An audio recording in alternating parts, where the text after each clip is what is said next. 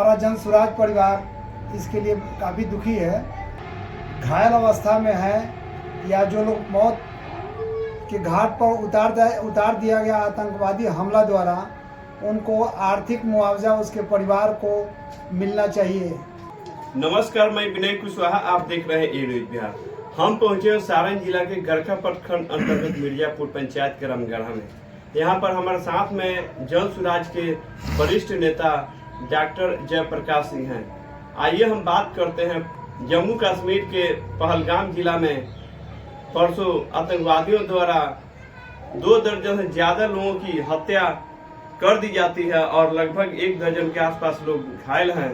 आज उनके इस कायरतापूर्वक कारनामे से पूरा देश आक्रोशित है, पूरा देश में आक्रोश का माहौल है। आइए हम बात करते हैं डॉक्टर साहब से। आपका ए न्यूज बिहार में स्वागत है। आपका धन्यवाद। ए न्यूज में आपका धन्यवाद। कश्मीर के पहलगाम में आतंकवादी हमला हुआ, जिसमें 28 आदमी आतंकवादी द्वारा मारा गया और 8 आदमी घायल अवस्था में मौत से अस्पताल में जूझ रहे हैं। हम जन सुराज परिवार से,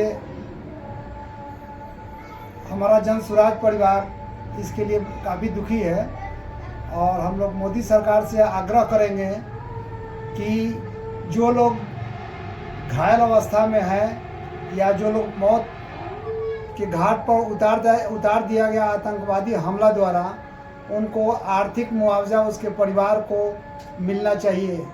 सर, अभी जो इस देश में जहाँ भी टूरिस्ट पैलेस हैं, वहाँ पर देश विदेश के लोग आते हैं, सम्मानित लोग आते हैं घूमने के लिए, और वहाँ के लोगों का, वहाँ के स्थानीय लोगों का रोजी रोजगार का वह साधन है, उससे जीविकापार्जन होता है।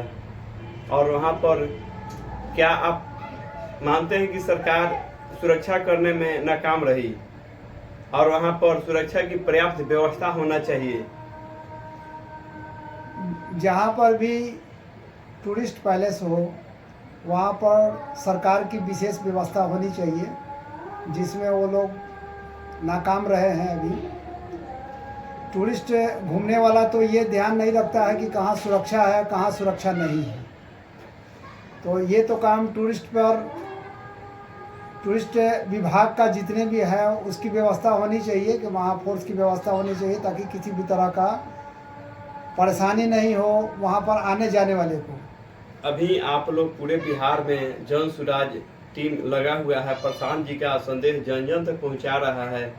और बिहार विधानसभा चुनाव कुछ ही महीना के बाद है। बिहार में 2 ध्रुव की राजनीति होता है, तीसरा ध्रुव जन सुराज आया है। आखिर जन सुराज का जो प्रशांत जी का जो संदेश है, कौन कौन सा संदेश को लेकर के आप गांव में जा रहे हैं? हम लोग गांव में घूम करके जहाँ तहाँ जा रहे हैं, उसमें हम लोग यही बता रहे हैं कि जन सुराज जब मेरा आएगा तो 5 चीज़ जरूर लाएगा वो। पहला जो है से युवाओं का पलायन बंद होगा। पलायन का मतलब हुआ कि जो हमारे यहाँ के बच्चे या नौजवान जो बाहर जाते हैं कमाने के लिए, उनका जो है से बाहर जाना बंद हो जाएगा। उनको यहीं पर हम लोग रोजी रोजगार 10 से 15 हज़ार तक का रोजी रोजगार हम लोग देंगे।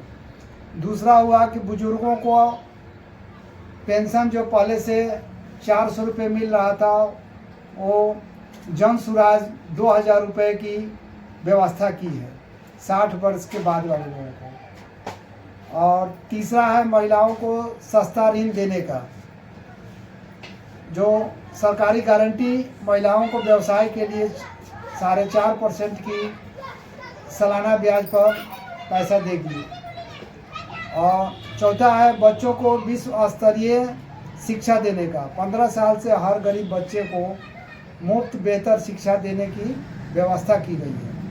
पांचवा है किसानों को खेती व बेहतर कमाई करने के लिए नकदी फसलों की खेती, जैसे फल फूल हुआ, मसाले की उपयोग हुआ, धनिया हुआ, मिर्च हुआ, गोलमरीच हुआ, इस तरह के जो है से किसानों के लिए खेती करने के लिए देगी। और मुफ्त में मजदूरों की व्यवस्था करेगी, नरेगा से ही जोड़ करके। यही हम लोगों का जन स्वराज का 5 चीज़ जो है से हमारा जन स्वराज परिवार जब आएगा सत्ता में तो ये 5 चीज़ जरूर लेकर के आएगा। कितना आप विश्वास रखे हैं कि बिहार में परिवर्तन होगा और जन स्वराज की सरकार बनेगा? बिहार में हर व्यक्ति परिवर्तन के लिए इच्छुक है, बस अब उम्मीद है लोगों को संपर्क करने की।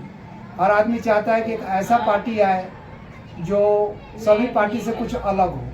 हमारा जन स्वराज परिवार जो है गरीब सभी जातियों को मिला जुला कर चलने वाला परिवार है।